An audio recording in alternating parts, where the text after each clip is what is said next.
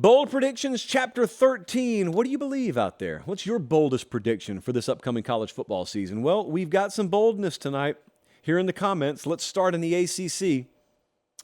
Daniel from Tampa said Miami's going to win the ACC, and they're going to finish with 10 wins or more. This is an 8.5 on the boldness scale for me. Their over-under win total is 7.5, so they'd need to go way over. They've got the 5th best odds to win the ACC. So they'd need to not pull off a miracle, but they'd need to pull off some upsets. And here's the thing about it. Miami's got the 5th best odds.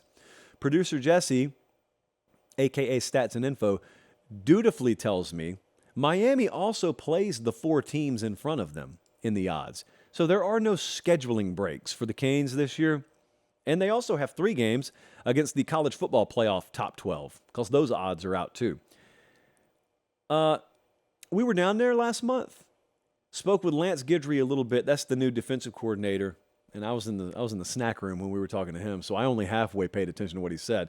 But Shannon Dawson, the new offensive coordinator, we hung out with him. There's a whole feature on the channel. We've never done anything like that before. If you're a Miami fan and you didn't see it, just search Late Kick Shannon Dawson. I mean, we went in the film room with him. He broke down his offense. It's like 35, 40 minutes. It was really good. We left an hour on the cutting room floor. If I can ever play that for you. Now, that'd be good. We'd probably have to put that behind a paywall, but that'd be good stuff. Both of those dudes, backwoods Louisianans, really good dudes. All of a sudden, they're in Miami. It's a great mixture. Great culture clash / mixture. If he's the right guy for Tyler Van Dyke, they can do this. They've got the number 12 overall roster in the blue chip ratio for this season. They've got the players down there. They're rapidly infusing that roster with even better players than that. But as for now, given the schedule, I'm going to have to call that an 8.5 on the boldness scale. Next up, this would throw the sport in a blender if this were to happen. So Alex from Palmerton, Pennsylvania, predicted 3 out of 5 current Power 5 conference favorites won't even play for their conference titles. So sometimes when we get these kind of predictions, you're left to wonder, okay, how wild would that be?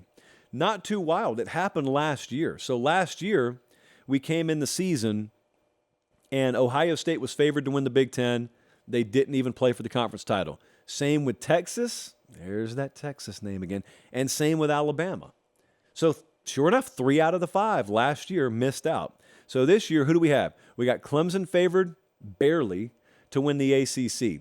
We got Texas favored to win the Big 12. You got Ohio State. Yeah, that's changed, by the way. Ohio State is a narrow favorite to win the Big 10. Texas, as I said, in the Big 12 again. And USC. Small favorite, but a favorite out west.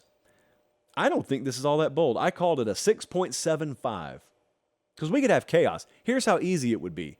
The Pac-12, anyone's ball game. There are half a dozen teams at the top that could take that thing.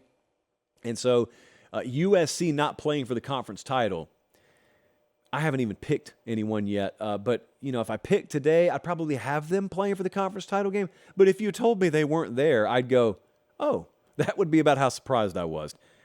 You could have Texas miss out because they haven't been there in 7 years. That wouldn't be a shock to anyone, even though I may pick them. We know what the model thinks about Texas. You got the Pac-12 being wild. You got the ACC. I mean, if Clemson, for example, is not what we think they could possibly be offensively, it's that easy. Like, the disaster scenario we talked about the other day. Clemson opens with who, kids? Duke. Oh, Duke. That's an easy dub. Well, they're only favored by 12 because of those very questions.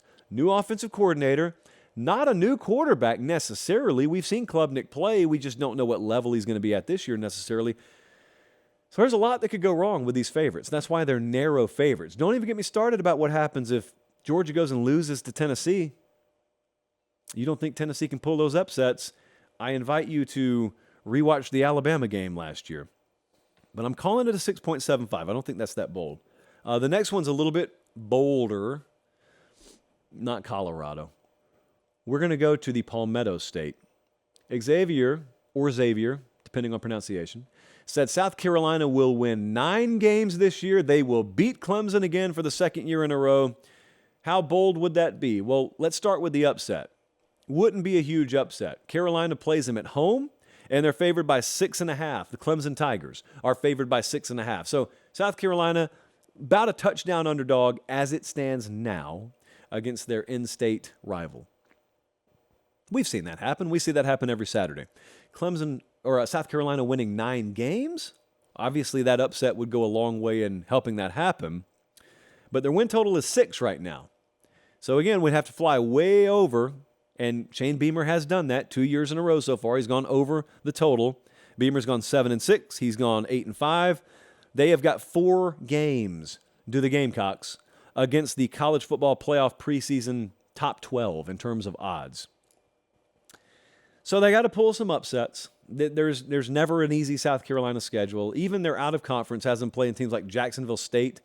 They got North Carolina, one of the top 4 odds teams in another conference to start the year. That's a neutral site game, which we just love around here. This is an 8.75 for me. Dowell Logans is the new offensive coordinator, and I say that because Spencer Rattler's back at quarterback, and every preview magazine is going to rightfully ask you, which Spencer Rattler are we going to see? And they're asking that because there were times last year it was really bumpy. And then all of a sudden you hang half a 120 on Tennessee after you know what? That was a really boggled sentence already, so let me start it over. Do you realize, because I think a lot of people have forgotten about this, probably the wildest 2-week stretch anywhere in the 2022 season was South Carolina scoring 0 offensive points against Florida and then hanging 63 or 62, whatever it was, the next week against Tennessee. That kept Tennessee out of the playoff. Can you imagine how stunned Tennessee must have been? Watch that team on film, and then all of a sudden they drop 60-plus on you the next week, and then you come to find out, oh, there was a little shakeup in the play calling structure and the offensive structure behind the scenes. Well, then all of a sudden you got folks asking, well, which Spencer Rattler are we going to get this year? Well, probably not the one that you saw struggle throughout the majority of 2022, because the coordinator who was there is now in Lincoln, Nebraska. An interesting and polarizing hire in his own right. And they brought in Dowell Logans, who is now the offensive coordinator at South Carolina. It's kind of like Shannon Dawson down there at Miami. You got an established quarterback. You're linking him up with a new coordinator. Let's see how it works out. Those are always spotlight teams for us. Last here in the bold prediction train this evening, we go back to the West Coast. Caleb Williams is your Heisman Trophy winner for last year. Trevor wants to know, well, he is actually predicting, that Caleb Williams is going to win the Heisman. He joins Archie Griffin as the only 2-time winner. Trevor from Nashville by way of Columbus, Ohio. Archie Griffin won those things in 74 and 75. So Caleb Williams, what would he have to do? Well, last year he was a 42-5 touchdown to interception guy. He had 10 rushing touchdowns. Who's the competition? We were looking at the odds market today, and I was a little surprised. I don't want to disrespect anyone. There's some names that are a little high on this list for me. Michael Penix is up there. He's like 7th. Quinn Ewers has the next best odds, along with Jaden Daniels at LSU. Those two have the next best odds behind Williams. And then it's J.J. McCarthy at 4th, Jordan Travis at 5th. I wouldn't have either of them in a top 5 Heisman list. And by the way, that has nothing to do with Michigan and FSU. To me, and this is just me talking, if you tell me Michigan's going undefeated, FSU's going undefeated, I think about the style of offense, the style of play, the kind of numbers they would put up conducive to playing that kind of ball all year. I don't think it involves Heisman numbers. I say the same thing about Daniels at LSU. Daniels at LSU a little more likely, because you can question their ground game a little bit more than the other two. But my point remains, like, I'd much rather, give me some Bo Nix, give me some Michael Penix, give me a ticket or two on them over some of these guys. Anyway, it's not a hate fest. It sounds like one. Caleb Williams is by far the favorite here. And Lincoln Riley has coached 3 of the last 6 Heisman winners. That's never been done. They've played the sport since the 1300s. That's never been done. So this is an 8 on the boldness scale, only because it's been done one time in history, winning back-to-back Heismans. So it should be like a 9.5 by default. So me only having this at an 8 shows you how confident I am in Caleb Williams, because he's pretty good. He was also at Elite 11.